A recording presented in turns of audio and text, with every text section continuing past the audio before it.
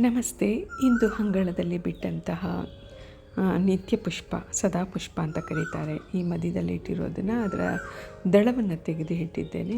ಮತ್ತು ಹೈಬ್ರಿಡ್ ತುಂಬೆ ಇದು ಕೆಂಪು, ಈಗಾಗಲೇ ನಿಮಗೆ ಪರಿಚಯ ಇದೆ ಅನಿಸುತ್ತೆ ನನ್ನ ವಿಡಿಯೋ ನೋಡೋರಾದರೆ. ಇದು ಮಾಮೂಲಿ ದೇಶಿ ತುಂಬೆ.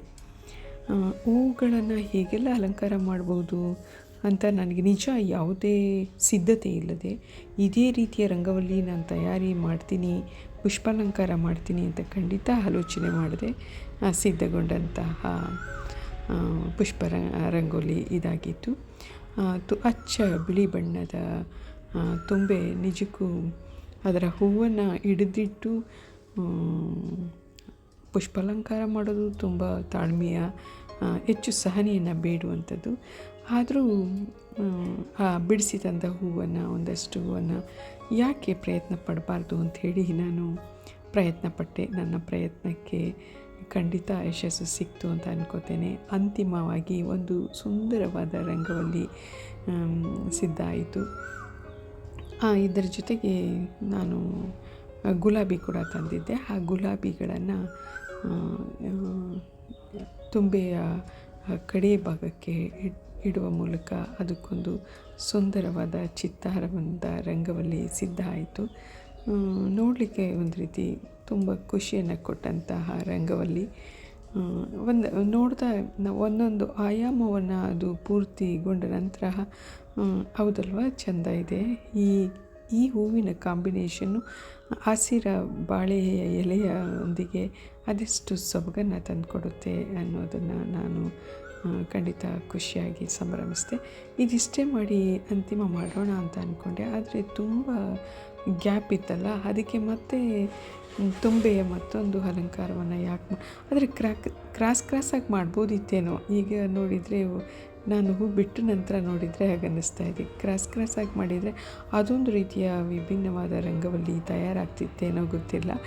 ಸದ್ಯಕ್ಕೆ ನನಗೆ ತೋಚಿದ ಬಗೆಯಲ್ಲಿ ಇದನ್ನು ಸಿದ್ಧ ಮಾಡಿದೆ. ನಿಜಕ್ಕೂ ಒಂದು ರೀತಿ ಖುಷಿ ಕೊಡ್ತು. ಮತ್ತು ನಾನು ಈ ತುಂಬೆ ಹೂವಿಗೆ ಮತ್ತು ಎರಡು ಗೆರೆಯ ರೂಪದಲ್ಲಿ ಹೂವನ್ನು ಅಲಂಕಾರ ಮಾಡ್ತಾ ಹೋದೆ. ನೋಡಿ ಎಷ್ಟು ಕಾಂಬಿನೇಷನ್ ಎಷ್ಟು ಚೆನ್ನಾಗಿದೆ. ಮಧ್ಯದಲ್ಲಿ ಪಿಂಕ್ ಇದೆ, ಕಡೆಯಲ್ಲಿ ಅದೇ ಹೂವಿಗೆ ಪಿಂಕು. ಮತ್ತು ನನಗೆ ಇದಿಷ್ಟಕ್ಕೆ ಅಂತಿಮ ಮಾಡೋದು ಬೇಡ ಅನ್ನಿಸ್ತು. ಮತ್ತು ಶಂಖಪುಷ್ಪವನ್ನು ಕರವೀರ ಪುಷ್ಪಕ್ಕೆ ಇಡೋದ್ರ ಮೂಲಕ ಮತ್ತಷ್ಟು ಒಂದೊಳ್ಳೆಯ ಪುಷ್ಪ ಅಲಂಕಾರವನ್ನು ಸಿದ್ಧತೆ ಮಾಡ್ಬೋದೇನೋ ಅಂತ.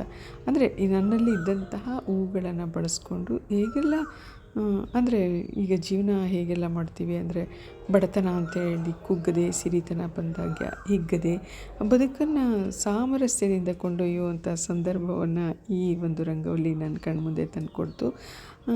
ನಾವು ನಮ್ಮಲ್ಲಿರ್ತಕ್ಕಂಥ ಒಂದಷ್ಟು ಉಪಯುಕ್ತ ವಸ್ತುಗಳನ್ನು ಬಳಸ್ಕೊಂಡು ಹೇಗೆಲ್ಲ ಜೀವನ ಮಾಡ್ಬೋದು ಅನ್ನೋದಕ್ಕೆ ಈ ರಂಗವಲ್ಲಿ ಒಂದು ಉದಾಹರಣೆ ಖಂಡಿತ ಅಂತ ಅನ್ಕೋತೇನೆ.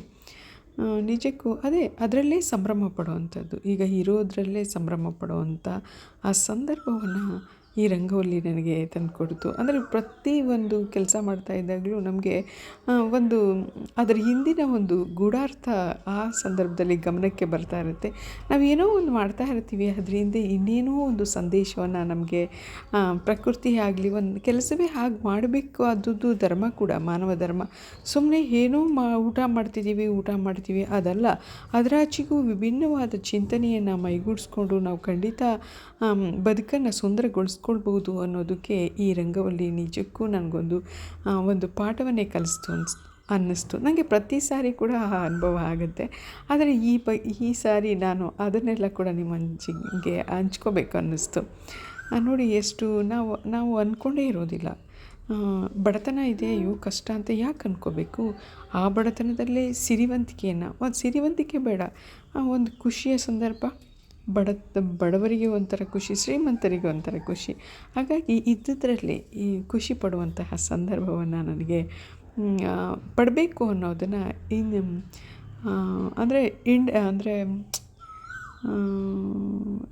ನಿಗೂಢವಾಗಿ ಏನೋ ಒಂದು ಸಂದೇಶವನ್ನು ನನಗೆ ಈ ಹೂವಿನ ರಂಗವಲ್ಲಿ ಬಿಟ್ಟಾಗ ನನಗೆ ಖಂಡಿತ ಗೋಚರಿಸ್ತು. ನಾವು ಯಾಕೆ ಬದುಕನ್ನು ಆ ರೀತಿಯೆಲ್ಲ ಕಂಡುಕೊಳ್ಬಾರ್ದು? ಬದುಕು ತುಂಬ ನಮಗೆ ಸಾಕಷ್ಟು ಕೊಟ್ಟಿದೆ ಪ್ರಕೃತಿ. ನಮ್ಮ ಕಣ್ಮುಂದೆ ಎಲ್ಲವೂ ಇದೆ. ಅದನ್ನು ನಾವು ಸುಂದರಗೊಳಿಸ್ಕೊಳ್ಬೇಕಾಗಿದೆ ಅಷ್ಟೇ.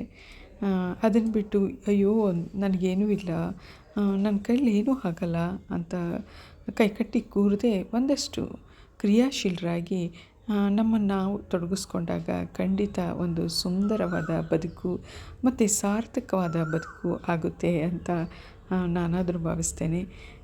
ನಾನು ಅಂದ್ಕೊಂಡೇ ಇರಲಿಲ್ಲ ಈ ಥರ ಖಂಡಿತ ಆಗುತ್ತೆ. ಹಾಗೇ ಕೂಡ ಬದುಕನ್ನು ಕೂಡ ನಾವು ಅಂದುಕೊಂಡದ್ದಕ್ಕಿಂತ ಮಿಗಿಲಾಗಿ ಒಂದು ಸುಂದರವಾದ ಬದುಕನ್ನು ಖಂಡಿತ ನಾವು ಪಡ್ಕೊಳ್ಳಿಕ್ಕೆ ಸಾಧ್ಯ.